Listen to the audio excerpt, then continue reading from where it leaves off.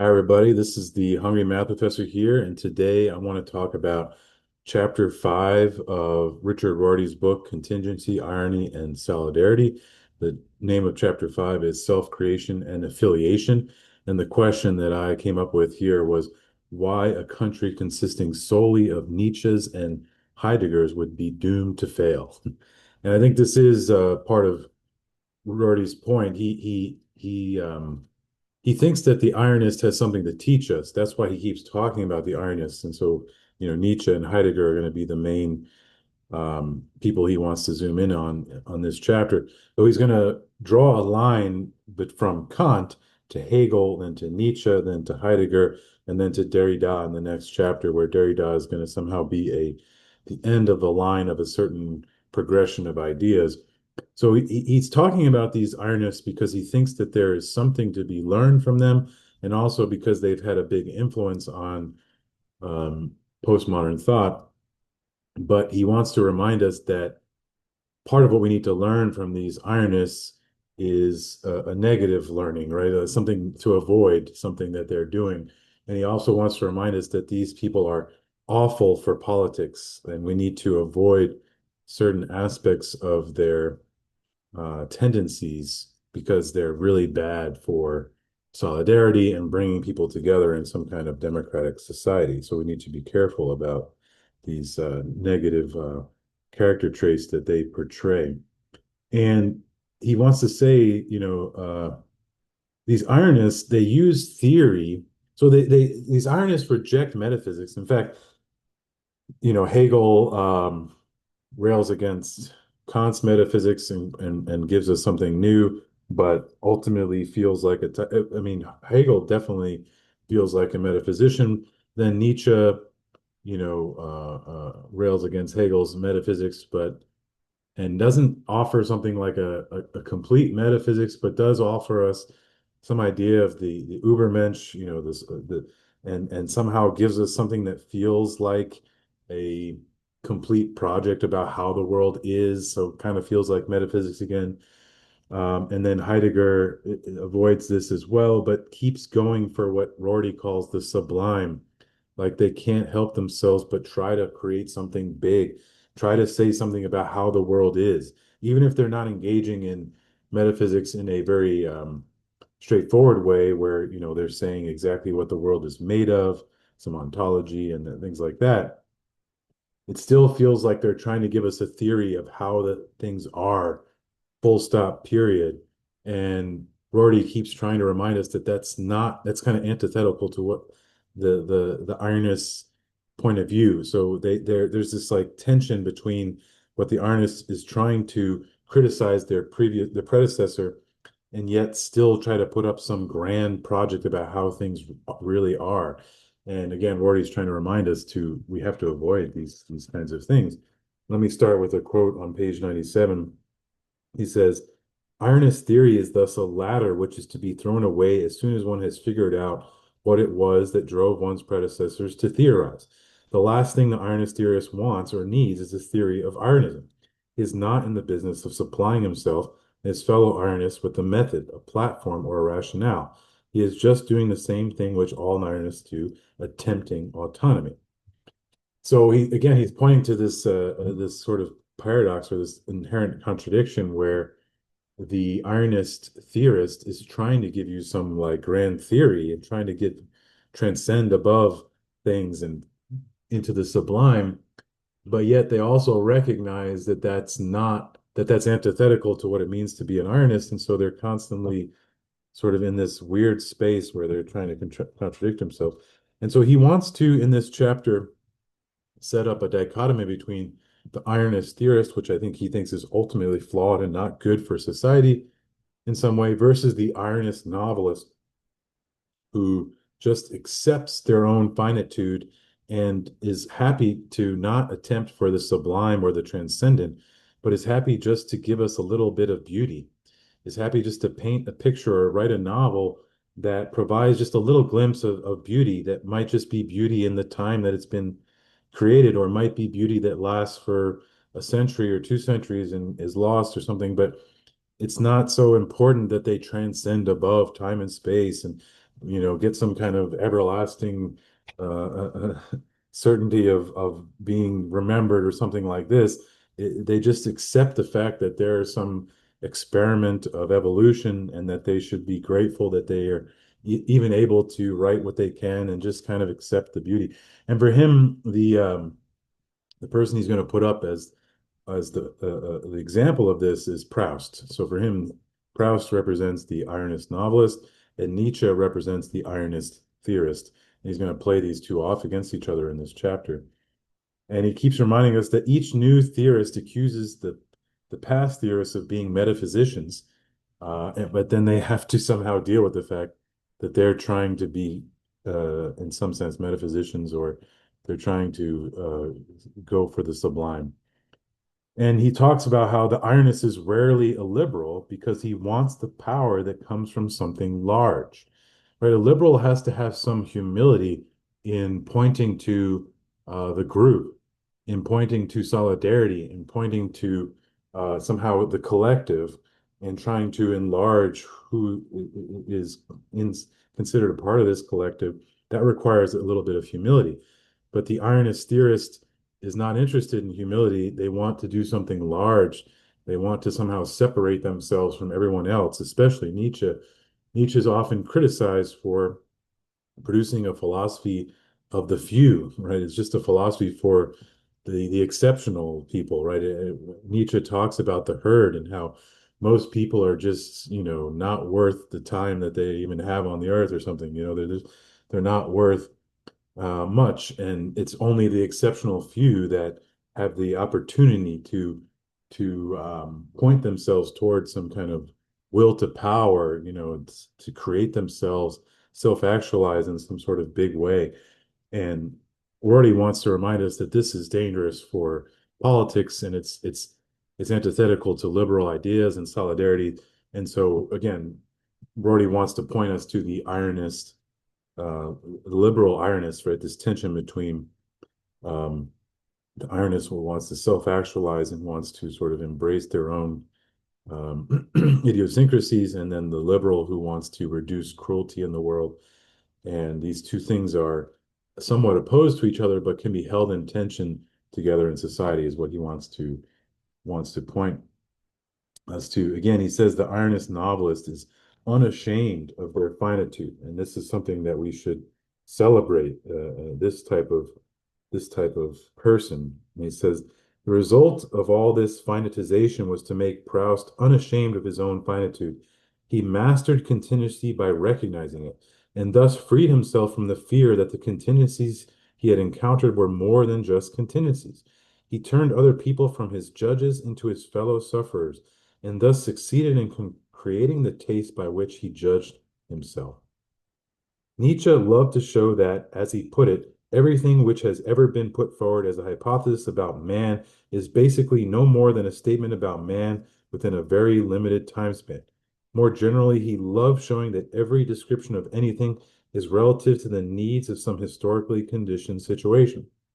He loved to point these things out, but yet we can make the same charge of Nietzsche. He did the same thing, right? Often, Nietzsche says that the philosopher creates a philosophy in line with their own personality, but isn't that what Nietzsche did too, right? So again, there's this anxiety in the Ironist theorist of wanting to criticize the past, but then wanting to create a philosophy that cannot be criticized.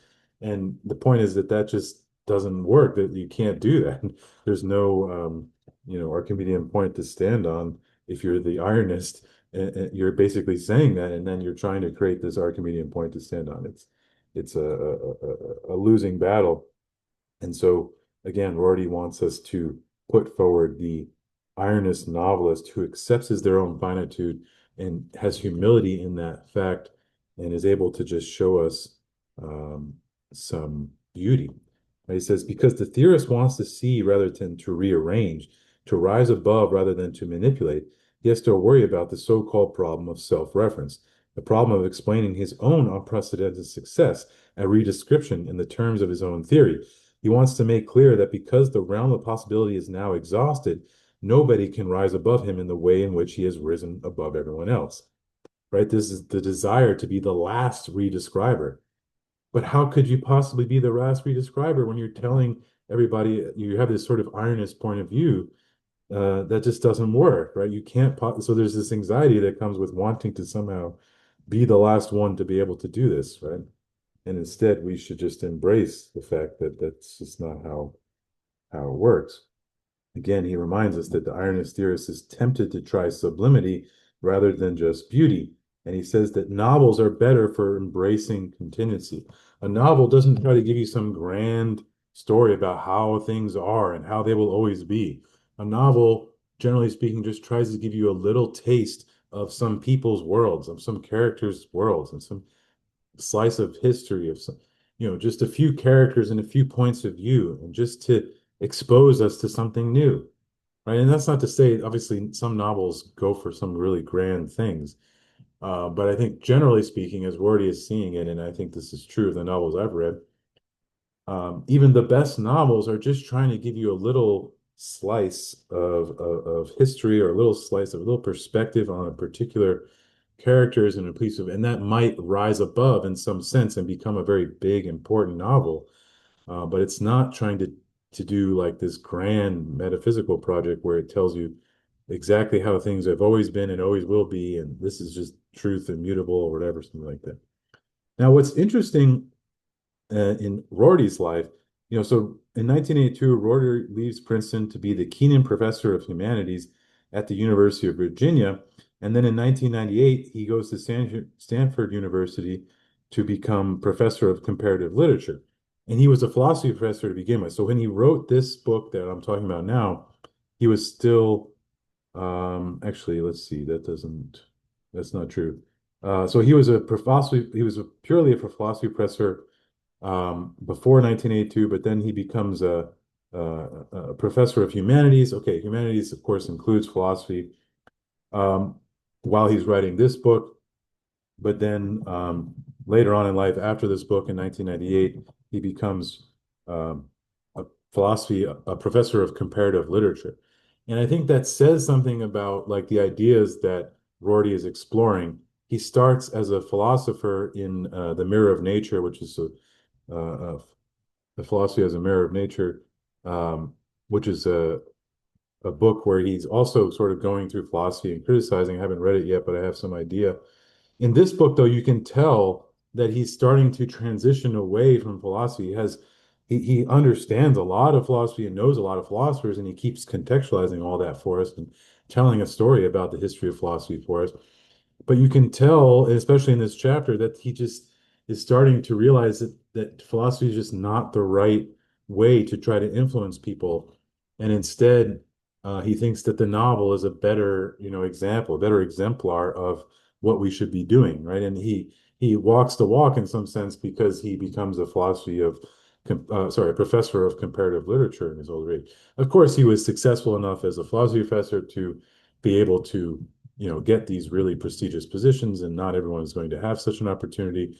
But it is interesting to note that he literally, um, changed professions in some sense, or, directly, and became a professor of literature in his later life, showing how important he thought that particular field was as opposed to philosophy. That if this is how you feel about philosophy, what I'm reading, what I'm talking about, then you have to make a change in what you pursue and what you talk about. So later in the chapter, he moves on to Heidegger. I don't have a lot to say here. I'll just read some quotes about what Rorty says about Heidegger.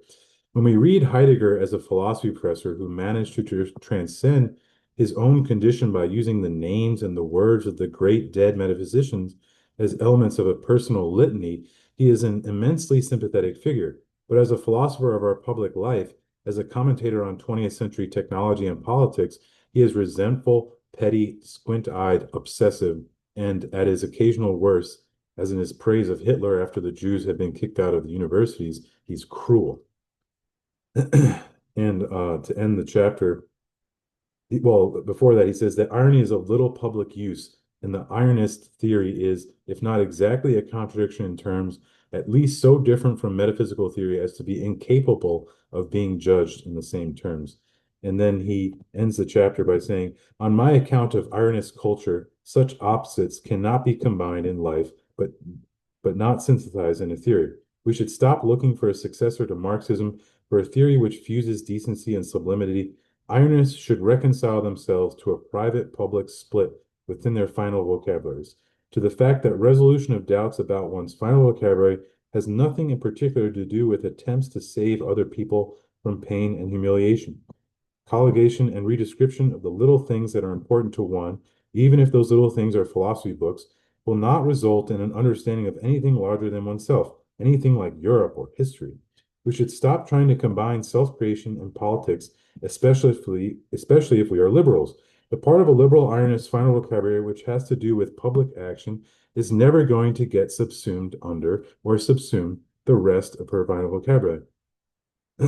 So he's trying to say that we need to have this public-private split between our final vocabularies. This is the liberal Ironist that he's trying to put forth as the correct thing that we should be aiming for. So as a private person, I have my own final vocabularies, my own beliefs about the world, my own interests, my own values, and I need to separate that to some degree between my public final vocabularies. For what I'm willing to accept as a citizen of a democracy, that I understand that sometimes I might not get exactly what I want in the public sphere, but that in the bigger picture, it's reducing cruelty for more people, and I need to accept that that's the way things are. And so we need to have this public-private split between our final vocabularies, between some of our values. That's not to say that all these things are going to be completely split. I think some of these final vocabularies and values and things might be amenable to each other, but that there should be a certain subset, perhaps, that are split.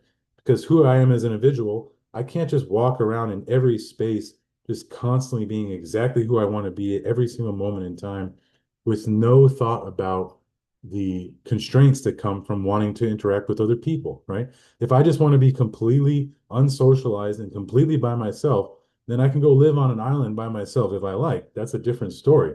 But if I'm choosing to be a part of society, then I have to some degree, accept some limitations that come from interacting with other people and the constraints that come from wanting to have friends or a partner or family and colleagues, and all these different things are going to come with various different constraints, right? So we always have somewhat of a private public split already, and Rorty is just giving us a theory of why, and a theory of so what this split can do for us in a liberal society, right? And the next chapter he's going to talk about Derrida as somehow the last in the line of these Ironist theorists.